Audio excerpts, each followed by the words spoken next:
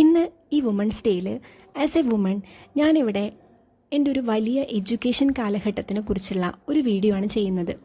ഇതിൽ ഞാൻ ഉൾപ്പെടുത്തിയിട്ടുള്ളത് എൻ്റെ ബിടെക് ഗ്രാജുവേഷൻ ഡേയിൽ എടുത്തിട്ടുള്ള കുറച്ച് വീഡിയോ ക്ലിപ്സുമാണ്. എല്ലാവരെയും പോലെ എഡ്യൂക്കേഷൻ ഏറ്റവും ഇമ്പോർട്ടൻ്റ് ആണെന്ന് വിശ്വസിച്ചിട്ട് തന്നെയാണ് ഞാനും, അല്ലെങ്കിൽ അങ്ങനെ വിശ്വസിപ്പിച്ചിട്ടാണ് വീട്ടിൽ നിന്നും ഒക്കെ എന്നെ വളർത്തിക്കൊണ്ട് വന്നിട്ടുള്ളത്. അതുകൊണ്ട് തന്നെ ഇന്ന് തിരിഞ്ഞു നോക്കുമ്പം സ്കൂൾ കാലഘട്ടത്തിലോ കോളേജ് കാലഘട്ടത്തിലോ ഒക്കെ കുറച്ചുകൂടെ പഠിക്കായിരുന്നു, ഒന്നുകൂടെ ശ്രമിക്കായിരുന്നു എന്നുള്ള കുറ്റബോധമൊന്നും എനിക്കിതുവരെ തോന്നിയിട്ടില്ല.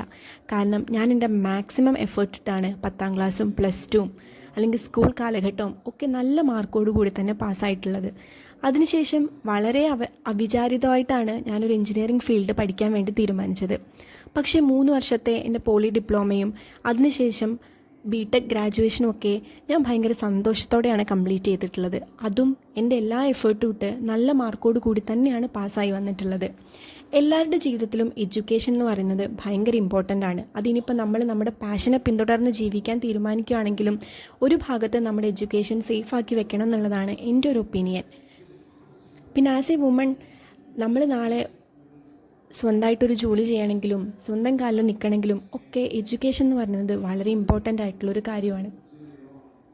ഇന്നിപ്പോൾ കുറച്ച് എൻജിനീയറിംഗ് സ്റ്റുഡൻസിനെ പഠിപ്പിക്കുന്ന ഒരു ടീച്ചറാണ് ഞാൻ. അപ്പോൾ അതുകൊണ്ട് തന്നെ തിരിഞ്ഞു നോക്കുമ്പം എൻ്റെ ഈ ഒരു കാലഘട്ടം എന്ന് പറയുന്നത് എനിക്ക് ഭയങ്കര പ്രൗഡായിട്ടും സന്തോഷമായിട്ടും ഫീൽ ചെയ്യുന്നതാണ്.